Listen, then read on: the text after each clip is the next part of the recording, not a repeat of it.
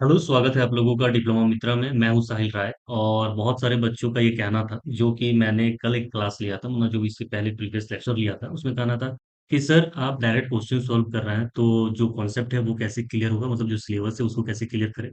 देखो, जो भी सिलेबस है वो ऑलरेडी तुम लोग पढ़ चुके हो। जितने भी सिलेबस दिया गया है सब कुछ तुम लोग पढ़ चुके हो, या तो 9 में पढ़े हो या तो 10 में, ठीक है।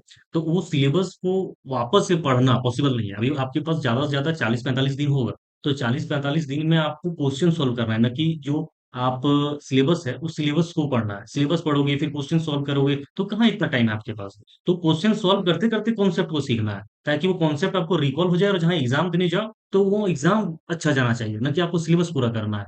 ठीक है, तो मेन फोकस आपको क्वेश्चन सॉल्व करने पे देना है, मतलब क्वेश्चन प्लस एंट्रेंस एग्जाम का कॉन्सेप्ट दोनों। क्वेश्चन का कॉन्सेप्ट, एंट्रेंस एग्जाम का कॉन्सेप्ट, मतलब 150 मिनट में 150 क्वेश्चन को सोल्व करना है। ऐसा नहीं है कि आपके पास 3 घंटा है तो बस 2 क्वेश्चन का थ्योरी लिखना है। 150 क्वेश्चन का 150 मिनट, तो पूरा कॉन्सेप्ट के साथ। और क्वेश्चन को कैसे टारगेट करना है ये चीज हम लोगों के लिए इंपॉर्टेंट है।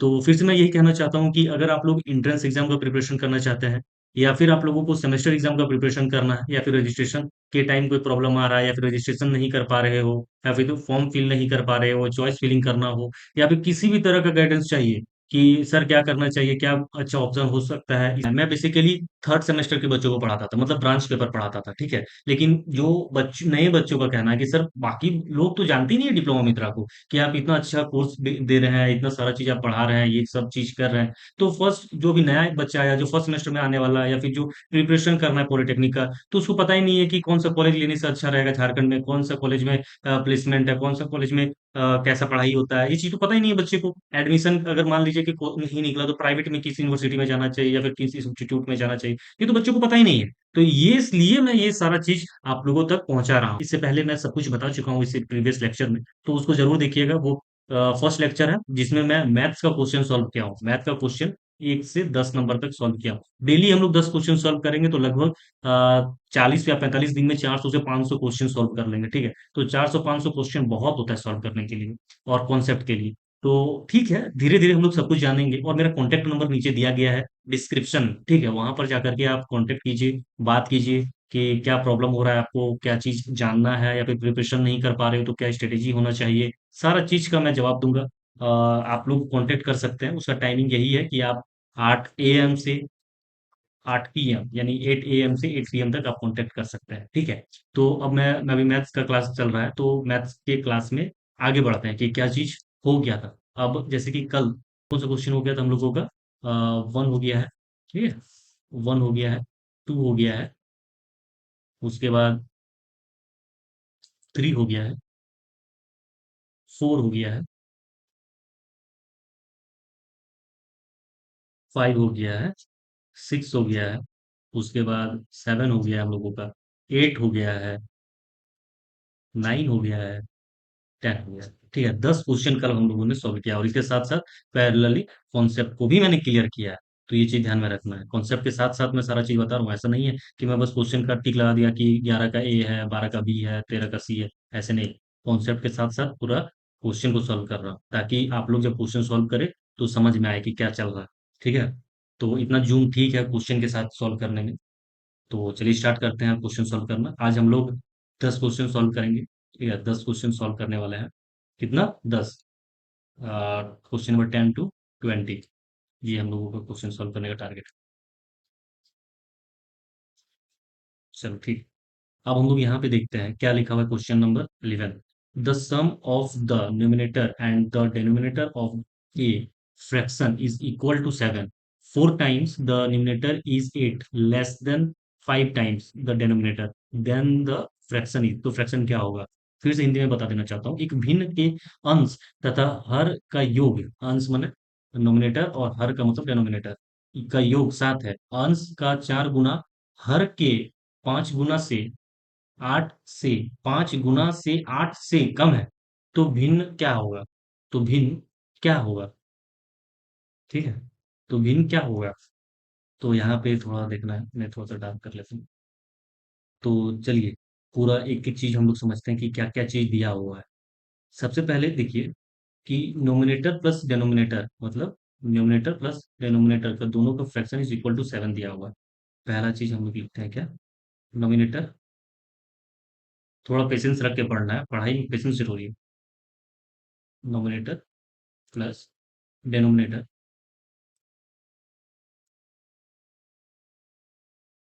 डेनोमिनेटर इक्वल टू कितना है? 7। ठीक है, इक्वल टू कितना है?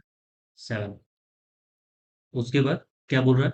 4 टाइम्स न्यूमिनेटर, 4 टाइम्स न्यूमिनेटर, 4 गुना, 4 टाइम्स न्यूमिनेटर, 4 टाइम्स। तो 4 टाइम्स क्या हो गया? न्यूमिनेटर का बात चल रहा है। 4 into numerator, NUMERATOR, numerator, equal to किसके बराबर है? 5 time of denominator, 5 into denominator, denominator. ठीक है, 5 टाइम ऑफ डेनोमिनेटर, और 5 टाइम डेनोमिनेटर क्या है? Nominator is less than 5 time of denominator, मतलब लेस देन 5 टाइम, मतलब -8। ठीक है, -8। चलो हम पूछ लेते हैं। Let let numerator equal to x मान लेते हैं। Numerator numerator equal to x, and denominator, no, MINT, denominator equal to y. ठीक है, numerator is x and denominator is y. तो एक क्या है? एक्स प्लस वाई, मतलब डिनोमिनेटर एक्स और प्लस वाई इक्वल टू 7 है। इसको इक्वेशन 1 मान लेते हैं। ठीक है, और ये मेरा डिनोमिनेटर हो गया, दूसरा हो गया 4x इक्वल टू 5y-8। ये हो गया मेरा क्या? इक्वेशन 2। अब यहाँ पे देखो, अब यहाँ पे देखो। ठीक है, यहाँ पे देखो, न्यूमिनेटर मतलब कि 2 इक्वेशन हो गया। इक्वेशन 1 से हम करते हैं,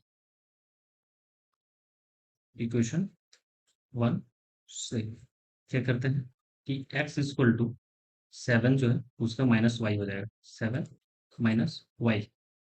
अब यहाँ पे देखो, अब इधर देखो, इधर इधर मैं बता रहा हूँ, यहाँ पे x - y, जो मेरा x का वैल्यू है उसको इक्वेशन 2 में पुट करो। ठीक है, इक्वेशन 2 में जो x का वैल्यू है उसको पुट करो। तो क्या हो जाएगा हम लोग का? क्या हो जाएगा? 4, 7 - y इक्वल टू 5y - 8। ठीक है, तो इंटू करते हैं, 7 × 4 = 28 -4y, और इक्वल टू क्या हो गया? 5y - 8। ठीक है, तो प्लस को इधर लेके आते हैं, 28 + 8 इक्वल टू 5y + 4y। तो 28 + 8 कितना हो गया? 36। और 36 इक्वल टू कितना हो गया? 5 × 4 = 9, 9y। ठीक है, तो y इक्वल टू मेरा क्या हो जाएगा? y इक्वल टू, ये जाएगा इधर 36/4, तो कितना आ जाएगा? 36/9, तो 9 × 4 = 4, और 9 × 4 = 36। तो तुम्हारा y इक्वल टू कितना जाएगा? 4। ये चीज ध्यान देना है, y इक्वल टू तुम्हारा 4 आ गया है। ठीक है, अगर y इक्वल टू 4 आ गया है, और तुम्हारा y इक्वल टू अगर 4 है, तो यहाँ पे देखो क्या है, इस जगह देखना, इस जगह से x इक्वल टू क्या था? 7 - y। तो x इक्वल टू क्या हो जाएगा? 7 - 4। तो x इक्वल टू तुम्हारा क्या आ गया? 3। तो x का वैल्यू तुम्हारा क्या होगा? 3, और y का वैल्यू तुम्हारा क्या होगा? 4। ठीक है, तो तुम्हारा फ्रैक्शन क्या हो जाएगा? तुम्हारा फ्रैक्शन क्या हो जाएगा? 3/4। ठीक है, जो कि तुम्हारा ऑप्शन डी सही है, 3/4। ये था पूरा कॉन्सेप्ट, ये ऐसे बनता है पूरा क्वेश्चन। अब क्वेश्चन नंबर 5 पे आते हैं। इन the figure, triangle PQR is similar triangle P S T, इस तीनों को हम लोग सिमिलर बेसिकली बोलते हैं।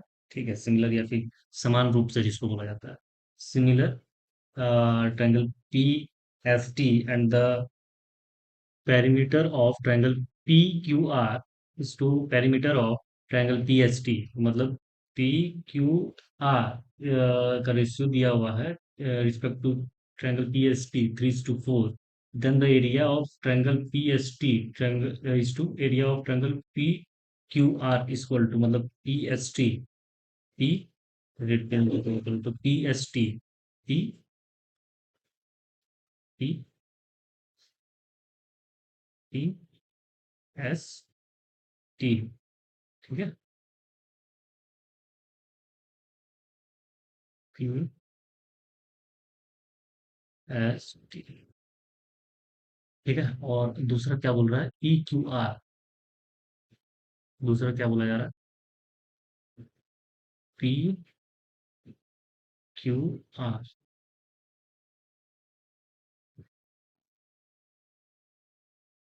ए क्यू आर।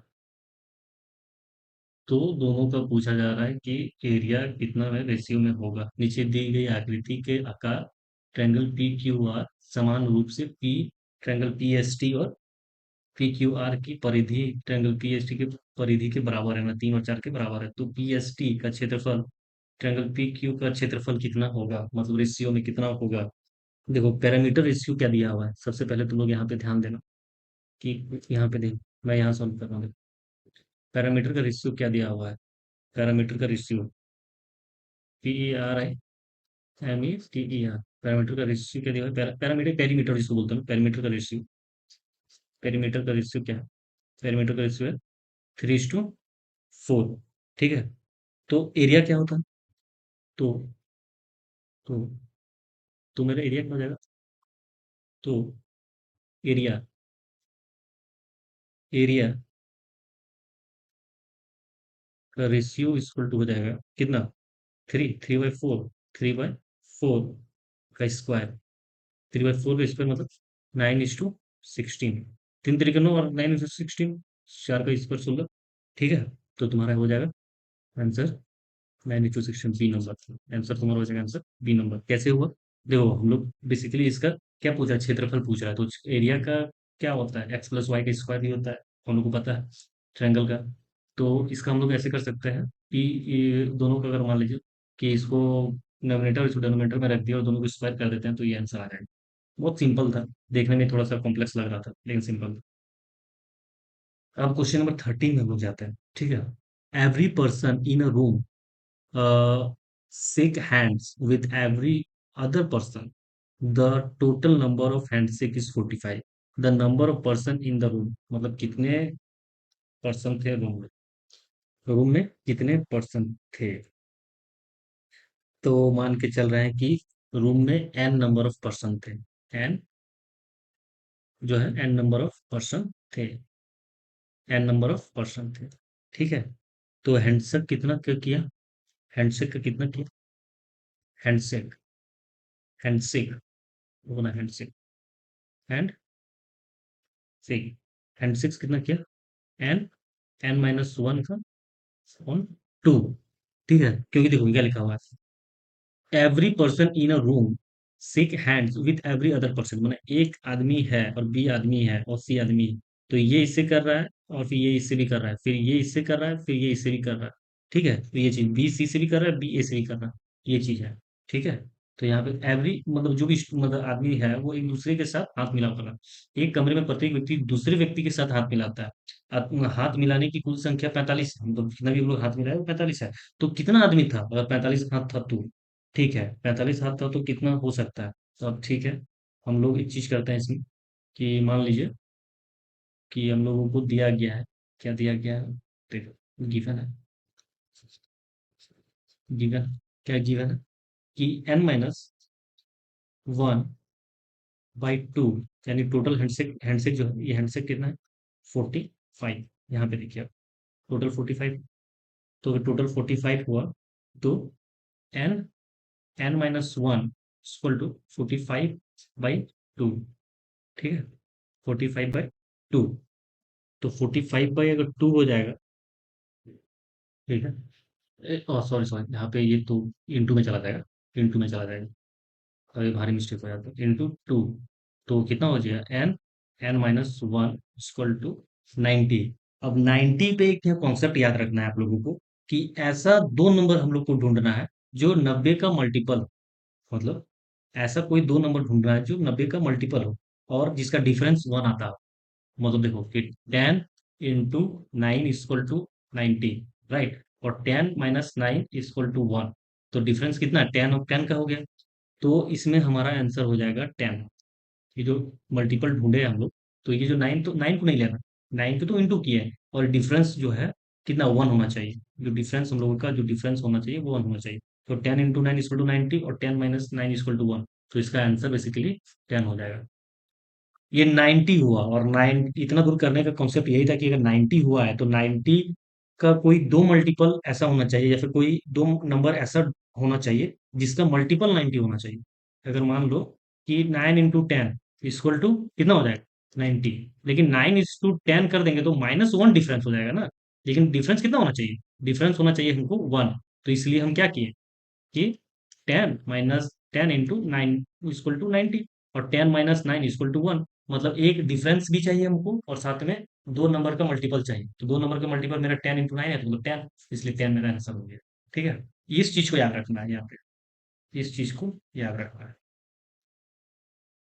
ठीक है, अब यहाँ पे देखिए कि 14 नंबर क्वेश्चन क्या है, if x into x minus two equal to one दिया हुआ है, then the value of x square plus one by x square दिया गया है, का वैल्यू क्या होगा। अगर x x minus two equal to one है तो x square plus one by x square का मूल्य क्या होगा।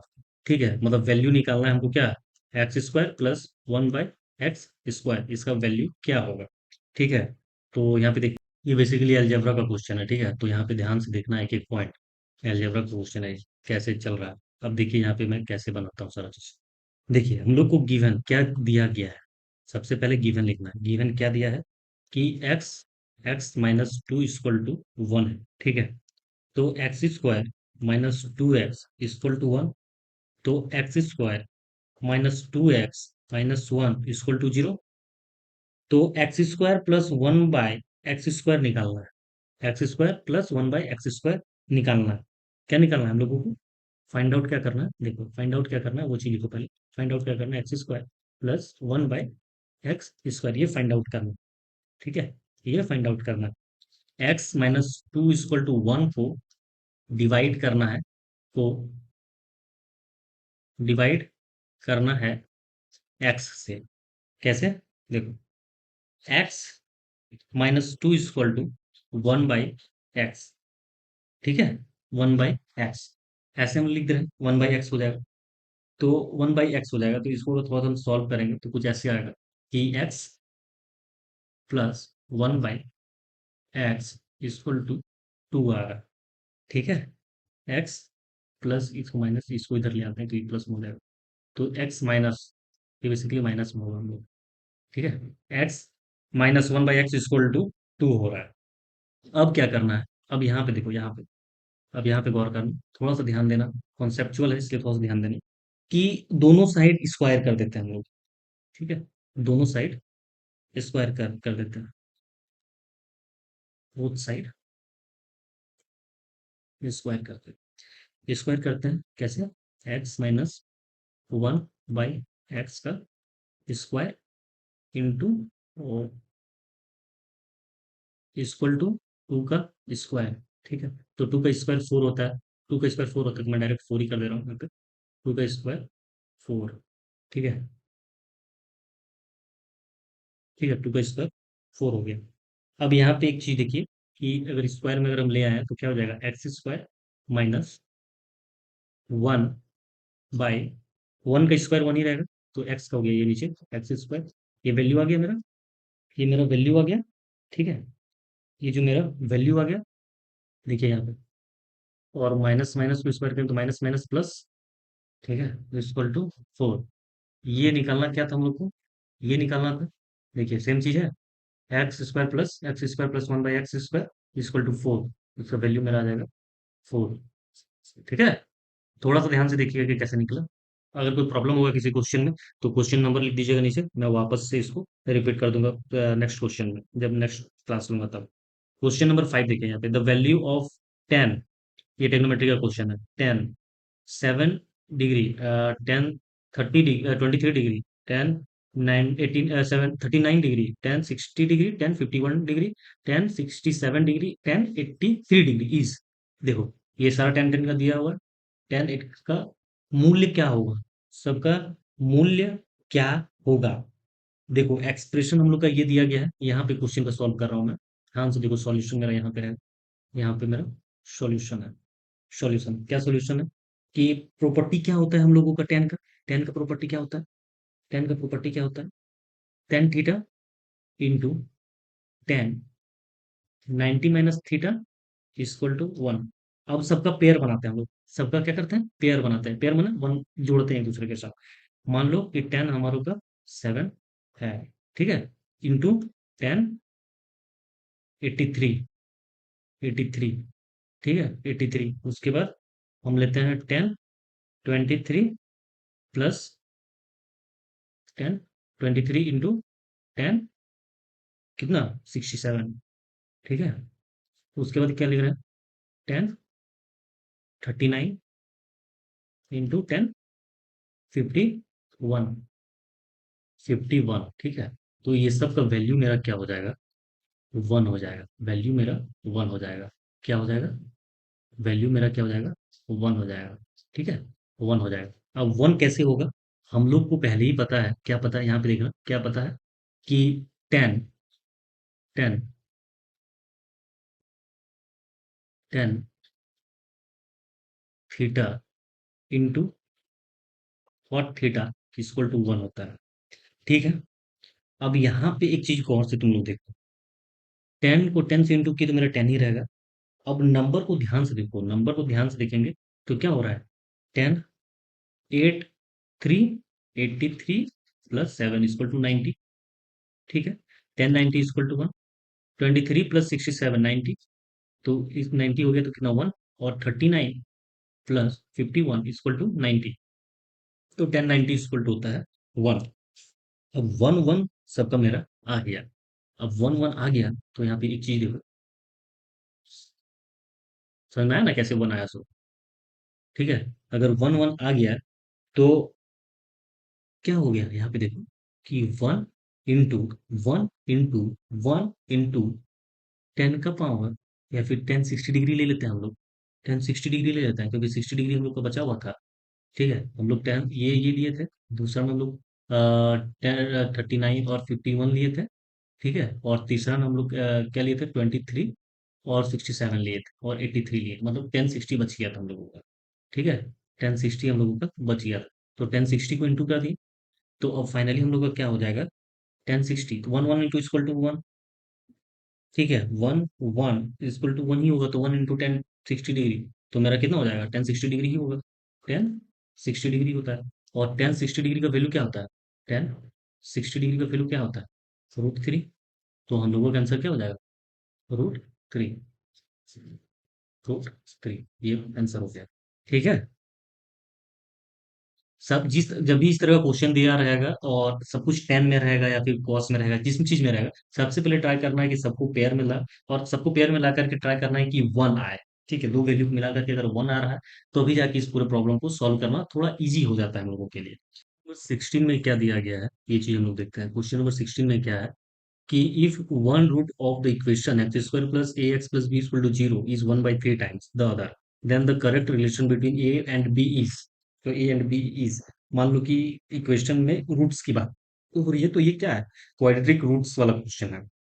क्वाड्रेटिक रूट्स पढ़ा होगा आप लोगों ने, तो दो ये दिया हुआ है, रूट्स है हम लोगों के पास, एक अल्फा है, एक अल्फा है, और दूसरा बीटा है, ठीक है। और दूसरा हम लोगों के पास क्या है, बीटा है, alpha and beta, alpha and beta, ठीक है। अल्फा एंड बीटा दिया, तो अल्फा एंड बीटा अगर दिया हुआ है तो हम लोग यहाँ पे देख सकते हैं कि यहाँ पे देखिए कि अल्फा इक्वल टू 1/3 बीटा दिया हुआ है, ठीक है। अब क्वाड्रेटिक के फॉर्मूला को हम लोग याद करते हैं, क्वाड्रेटिक का फॉर्मूला याद करते हैं कि अगर इक्वेशन है हम लोगों का, जो अगर इक्वेशन है हम लोगों का x square plus a x plus b equal to 0, तो क्या होगा? तो क्या होगा? तो क्या होगा? तो सम ऑफ रूट्स, तो sum of roots, sum of roots, जो भी सम ऑफ रूट्स, यानी alpha plus beta, alpha plus beta, ठीक है, अल्फा प्लस बीटा। तो हम लोग एक रिलेशन को भी यहाँ पे यूज करते हैं, यहाँ यहाँ से देखते चलिए कि एक रिलेशन को यूज करते हैं हम लोग। कौन सा रिलेशन यूज करते हैं कि alpha equal to beta by 3, ठीक है। और जो हम लोग सम किए हैं उसमें पुट कर दो, जो हम लोग सम किए हैं उसको पुट कर दो, कैसे? Alpha plus beta equal to minus a, ठीक है। और पुट करो हम लोग ए को कहाँ पे? Beta by 3 plus beta equal to alpha a, और alpha beta by 3 plus beta equal to minus a. तो एलसीएम लेते हैं, एलसीएम लेते हैं, एलसीएम लेते हैं, एलसीएम लेते हैं। थोड़ा सा मैं जूम करता हूँ, ठीक है। एलसीएम लेते हैं, एलसीएम लेते हैं, क्या? Beta, beta plus 3 beta plus 3 beta by 3 equal to minus a. तो ये कितना हो गया एलसीएम लेने के बाद मेरा?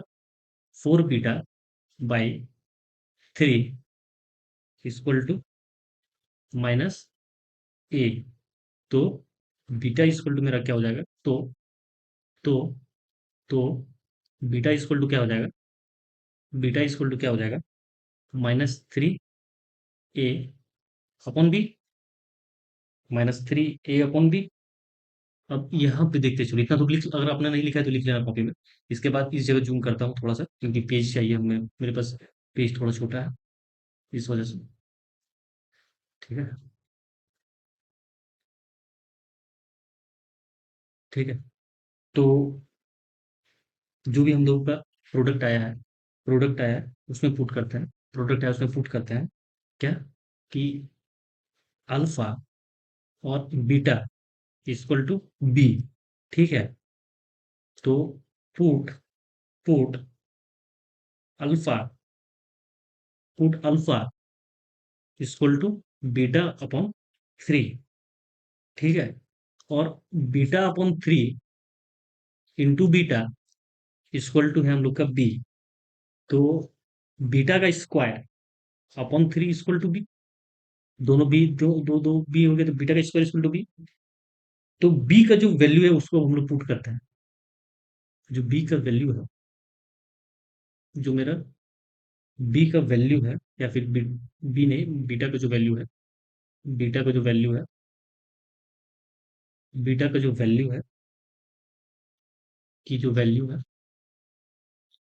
है उसको हम लोग पुट करते हैं, बीटा इक्वल टू -3a/4, ठीक है। दोनों को स्क्वायर करते हैं, दोनों साइड हम स्क्वायर करते हैं, तो क्या हो जाएगा? बीटा का स्क्वायर इक्वल टू 3 3 जा 9, 9 a² अपॉन 14 का हो गया मेरा 16, 4 इक्वल टू 4 का स्क्वायर हो जाएगा 16। यहाँ पे मैं लिख देता हूँ दोनों साइड इंटू कर लिख देता हूँ, दोनों साइड स्क्वायर करने पर, ठीक है, स्क्वायर करने पर, ठीक है, स्क्वायर करने पर। अब पुट करते हैं हम लोग 9 square, 9 square, 9 9 square 9 a² upon 16 divided by 3 equal to मेरा क्या आ जाएगा? बी। तो तो तो मेरा क्या हो जाएगा? बी इक्वल टू बी आ गया। तो 9 9 स्क्वायर 22, तो मेरा कितना हो जाएगा? 9 a² upon 48 equal to b. तो मान लो क्या हुआ मेरा यहाँ पे, थोड़ा सा ऊपर करता हूँ, यहाँ पे देखो कि 9 9 a² इक्वल टू ए है, ये मेरा ए है, ठीक है, a equal to 48b, 48b, ठीक है। तो डिवाइड करते हैं हम लोग 3 से, ठीक है। डिवाइड करो 3 से, ठीक है। तो 3a² इक्वल टू 16b, ठीक है। तो फाइनल मेरा आंसर क्या आ जाएगा? फाइनल आंसर क्या आ जाएगा मेरा? फाइनल आंसर मेरा क्या आ जाएगा? वाइट वाइट तो चलेगा ही। फाइनल आंसर क्या आ जाएगा मेरा?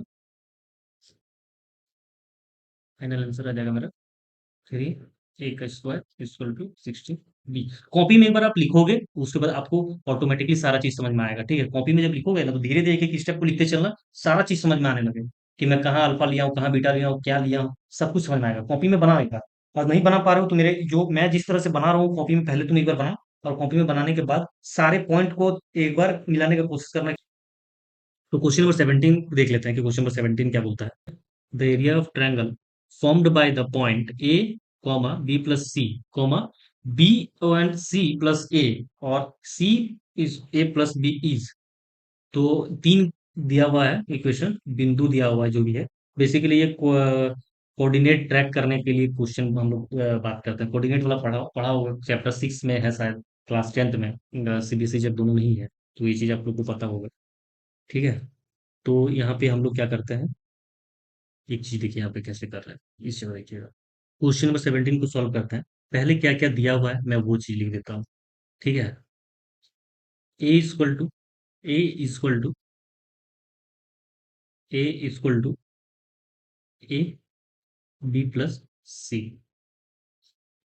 B equal to b comma c plus a, और c equal to c comma a plus b. ये दिया हुआ है, ठीक है। मान लो कि जो बेसिकली क्या बोलना चाहिए, ट्रायंगल दिया हुआ है, ट्रायंगल का एरिया निकालने के लिए बोल रहा है। ट्रायंगल का एरिया निकालने के लिए बोल रहा है, ठीक है। ट्रायंगल का हम लोगों को एरिया निकालना है, ठीक है। तो ट्रायंगल का एरिया निकालने के लिए सबसे पहले एक ट्रायंगल बनाते हैं हम लोग। ट्रायंगल बनाते हैं,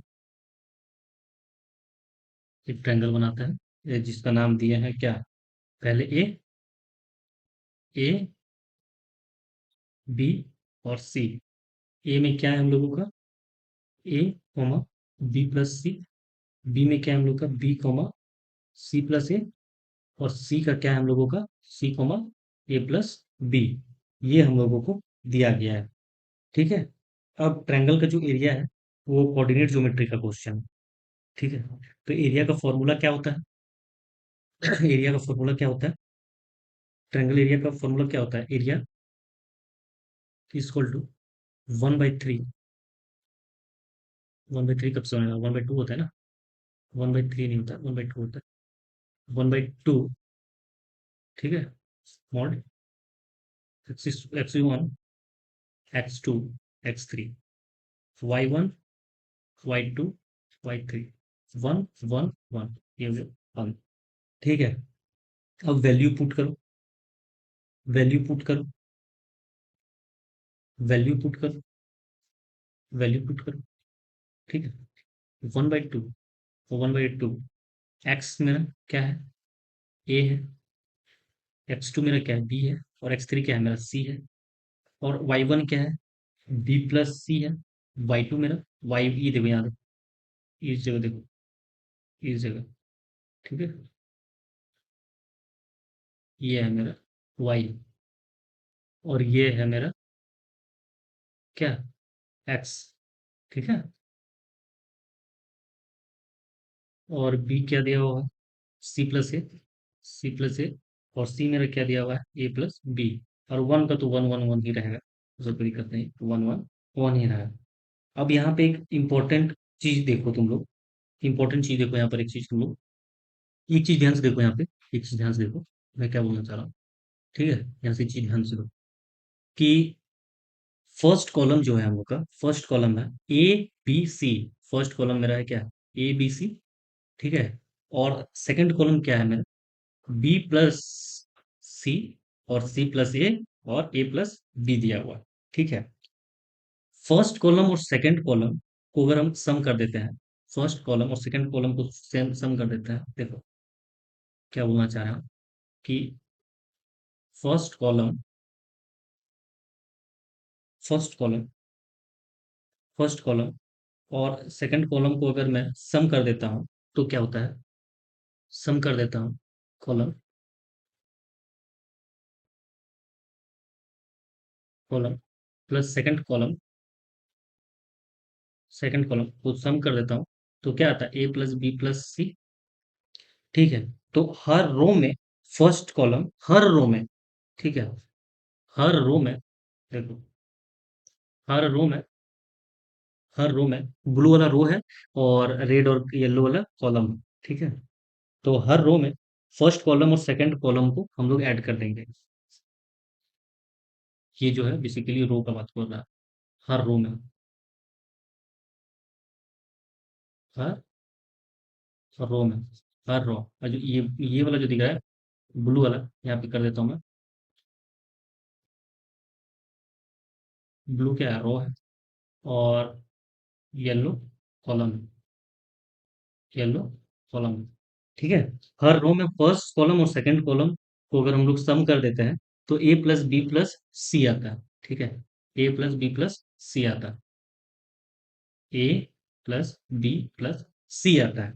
ठीक है, मतलब तीनों रो जो है, मतलब तीनों रो जो है, ये जो तीनों रो है, ये जो तीनों रो है, वो तीनों रो क्या होता है? लीनियरली डिपेंड है, मतलब एक ही लाइन में, कैसे हम बोल सकते हैं? ठीक है, लीनियरली डिपेंड है। और लीनियरली डिपेंड है इसका मतलब क्या हुआ? इसका डिटर्मिनेशन जीरो हो जाएगा। डिटर्मिनेशन क्या हो जाएगा? जीरो हो जाएगा। अगर लीनियरली है तो कुछ बना ही नहीं ना, तो क्षेत्रफल कहाँ से आएगा? तो ये हम लोग का जीरो आंसर आएगा, जीरो आंसर आएगा।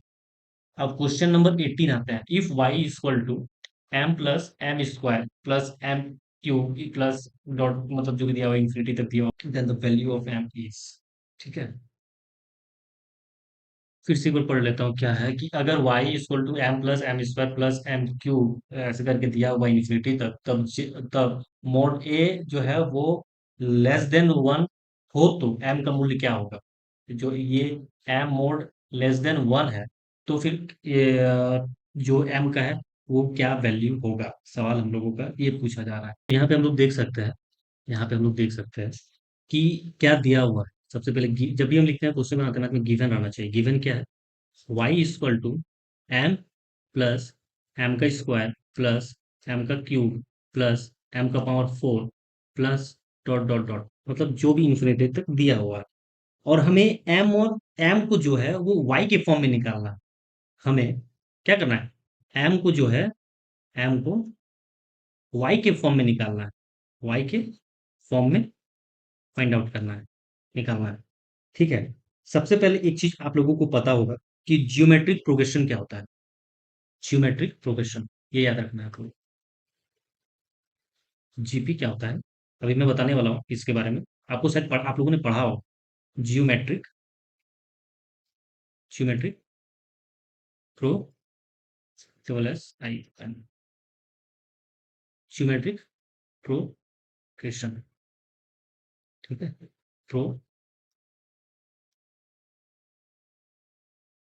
प्रोग्रेशन, ये जीपी। मान लो कि फर्स्ट टर्म जो है वो मेरा एम है। ठीक है, फर्स्ट टर्म मान लो, फर्स्ट टर्म जो है वो क्या है? फर्स्ट टर्म क्या है मेरा?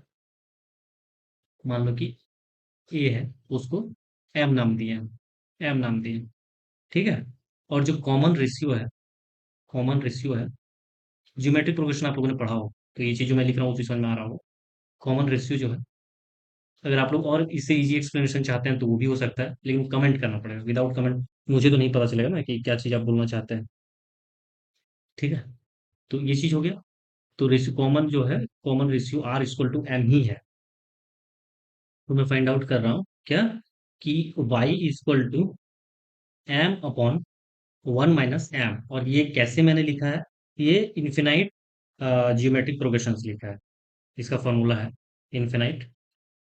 वहां से आप लोग इसको देख सकते हैं, इन्फिनाइट जियोमेट्रिक प्रोग्रेशन का फॉर्मूला है। ठीक है, वहां से मैंने इसको निकाला है। ठीक है, तो अब एम निकालना है हम लोगों को। तो अब हमको एम निकालना है। एम निकालने के लिए क्या करना पड़ेगा? देखो कि y equal to, y equal to m upon one minus m है। ठीक है, तो क्रॉस मल्टीप्लीकेशन करेंगे। क्या करेंगे? क्रॉस मल्टीप्लिकेशन करेंगे। क्रॉस मल्टीप्लिकेशन करेंगे तो क्या होगा? इसको इससे, मतलब वन को और इससे इसको करेंगे तो नीचे कुछ नहीं दिया, वन है। ठीक है।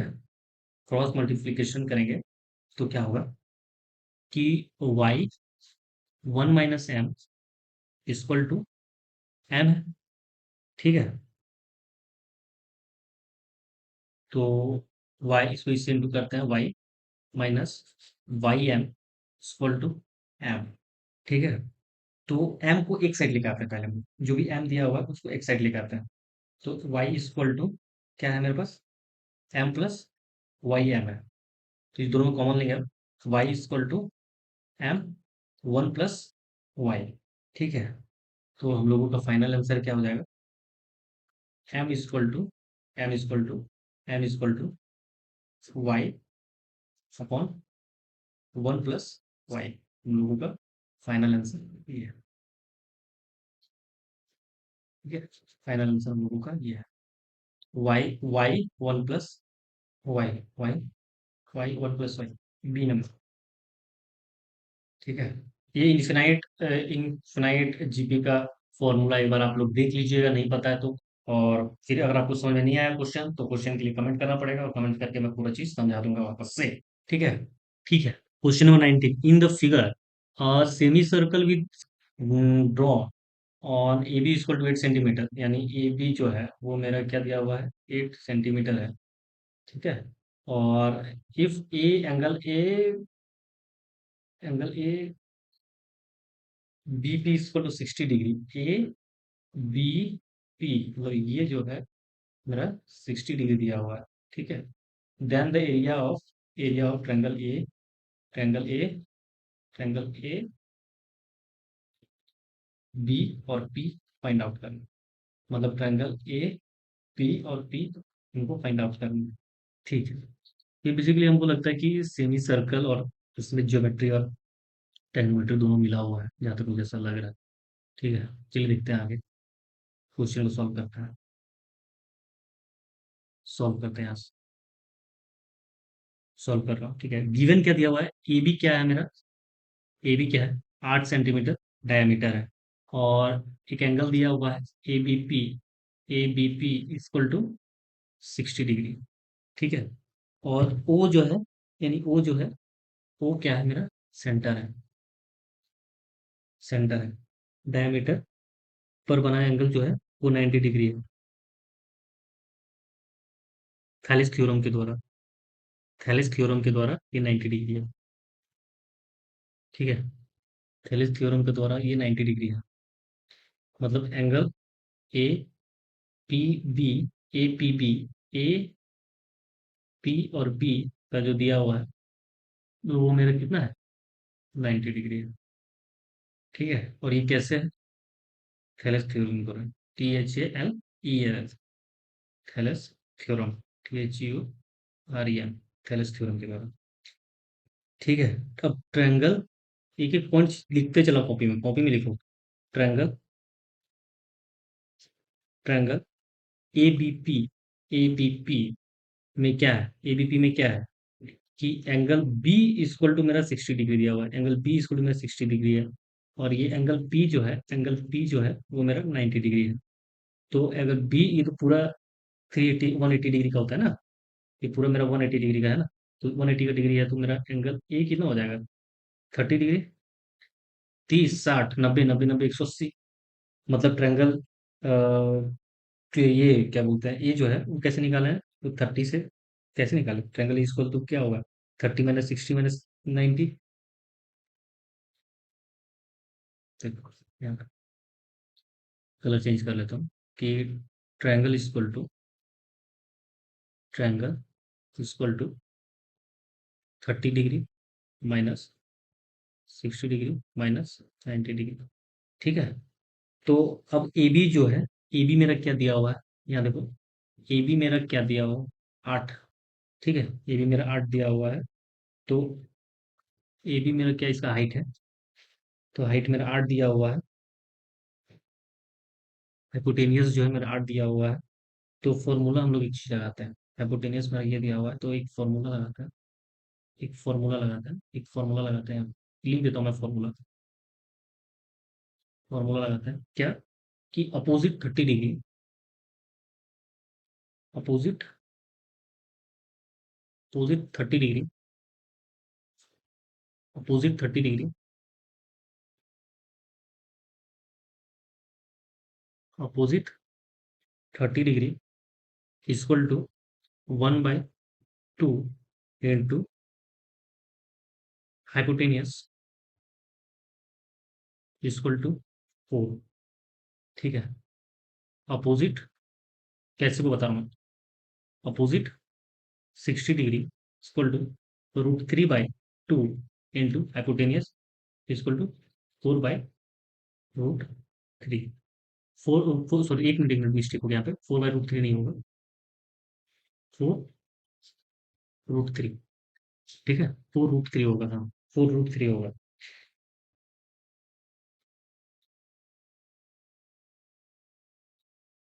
बेस बेस को गुना करेंगे अगर हाइट से गुना करेंगे, और डिवाइड कर रहे हैं, बेसिकली मैं 2 से डिवाइड कर रहा हूँ। ठीक है, पूरे पूरे को 2 से डिवाइड कर रहा हूँ, तो क्या हो जाएगा मेरा, पूरे 2 से डिवाइड कर रहा हूँ तो एरिया, एरिया इक्वल टू क्या हो जाएगा, 4 4, बेस मेरा 4 इंटू 4 का क्यूब अपॉन √3। तो मेरा कितना हो गया, अपॉन √3 अपॉन अपॉन 2। तो अपॉन 2 हो गया, तो फाइनली मेरा क्या आ जाएगा, 8 2 हो गया, 8√3 सेंटीमीटर स्क्वायर। ठीक है, तो ये हो गया आप लोगों का आंसर, क्वेश्चन नंबर बी का, बी 19 का आंसर बी होगा। बी नहीं होगा, बी नहीं होगा, सी होगा। ठीक है, तो आज लंबा क्लास हो गया ना, इसलिए मैं सी होगा आंसर। ठीक है, अब लास्ट क्वेश्चन मैं सोल्व करता हूँ। लास्ट क्वेश्चन क्या है, देखते चलते हैं क्या है। The top of A partially broken tree touches the ground at a point 10 meter from the foot of it and makes an angle of elevation of 30 degree from the ground. The height of the tree is, क्या बोल रहे हैं यहाँ पे, कि 10 metre from the foot of it and makes an angle of elevation of 30 degree from the ground, 30 degree from the ground. The height of the tree, मतलब height पूछ रहा है ट्री। सबसे पहले दिया क्या है हमको, गिवन क्या है, जो डिस्टेंस है फ्रॉम फुट, डिस्टेंस जो है, डिस्टेंस जो है कहाँ से, फ्रॉम फुट, कितना है, 10 मीटर, कितना है, 10 मीटर। ठीक है, और एंगल मेरा कितना दिया हुआ है, एंगल मेरा कितना दिया हुआ है, 30 डिग्री। ठीक है, तो इसका बिना डायग्राम को बनाना थोड़ा सा पॉसिबल नहीं, तो इसका डायग्राम कुछ ऐसे बन जाएगा कि मान लो कि ट्री का मेरा ये, यहाँ पर देखो, ये मेरा क्या है, ट्री का टॉप। ठीक है, ये मेरा ट्री का टॉप हो गया, और ये जो है मेरा वो दिया हुआ है 30 डिग्री। ठीक है, और ये बेस है, जो कि इसको ये दिया हुआ है मेरा 10 मीटर, और ये है मेरा टूटा हुआ पार्ट, ट्री का जो है ब्रोकन पार्ट, क्या है, ब्रोकन पार्ट, ब्रोकन पार्ट है। तो इसको अगर हम लोग निकालेंगे, बेस अगर 10 दिया हुआ है, एंगल 30 डिग्री है, और हाइट अगर मेरा टूट गया है, तो हाइट ही निकालना है, पूरा का हाइट बताना है ट्री का। तो हम लोग ट्रिग्नोमेट्री का फॉर्मूला पता है, फिर यहाँ 10 का फॉर्मूला लगाते हैं हम लोग, 10 30 डिग्री इक्वल टू 1/√3 होता है। ठीक है, अब निकालना हमको ये है, हाइट निकालना, क्या निकालना है, हाइट निकालना। तो हाइट निकालने के लिए क्या करना पड़ता है, 1/√3 इक्वल टू, हाइट मेरा है यहाँ, हाइट/10।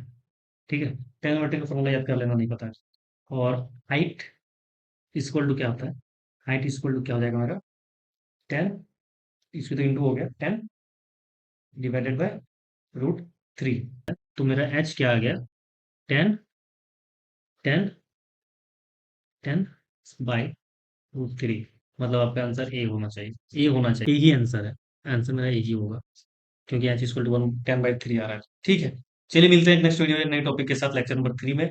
और कोई भी इन्फॉर्मेशन चाहिए होगा तो नीचे दिए गए नंबर पे कॉल कीजिएगा और डिस्कस कीजिएगा। मिलते हैं नेक्स्ट वीडियो में नए टॉपिक के साथ, इसी टॉपिक पे आगे कंटिन्यू करेंगे।